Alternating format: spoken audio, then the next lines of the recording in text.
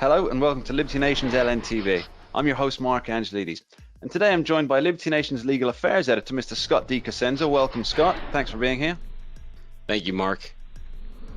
And of course, we've all read that Greyhound will no longer be allowing police to search their passengers due to a leak from the Trump administration.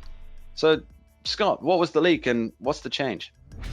So the leak came in the form of a memo from the Customs and Border Patrol legal office that indicated they didn't think they had the legal right to board buses, cross-country buses, that weren't stopped at a checkpoint without a warrant. Previously, both Greyhound and the legal authorities made it out like they had every legal right to do so.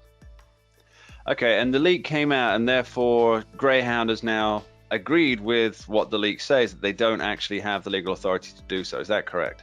I think that's right, Mark. It's a bit of a confusing situation, but previously Greyhound believed they were obeying the law by allowing these searches to occur. They didn't think they had a choice.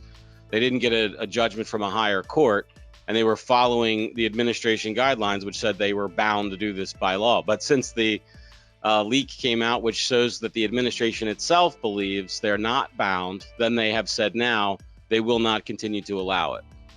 Okay, now I think it's really important to point out here, Scott, now this isn't boarding and searching buses at the border, is it?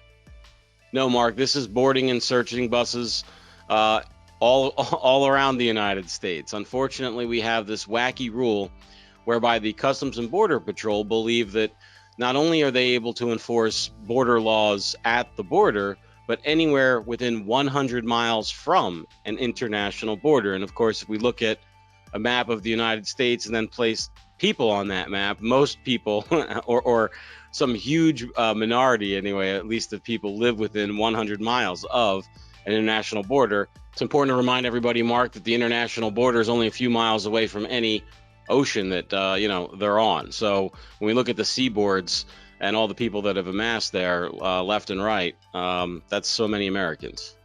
Everyone except the Heartlanders, I guess. Yeah. So, Scott, here's the thing. Not being a constitutional scholar myself, this is a Fourth Amendment issue. Is that correct?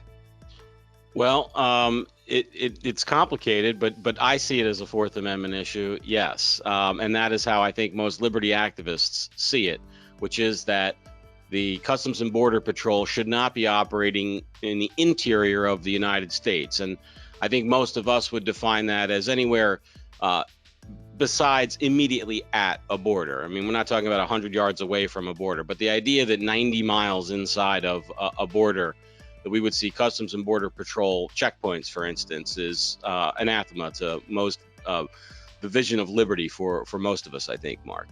Okay, and last question for you, Scott. What do you think the administration is going to do after this? Well, I don't think they can do much. They have tried to increase this. I think they were called Viper teams, is something we first saw some years ago with CBP, always trying to ratchet up their participation in American law enforcement. And Donald Trump's administration has increased basically these bus searches.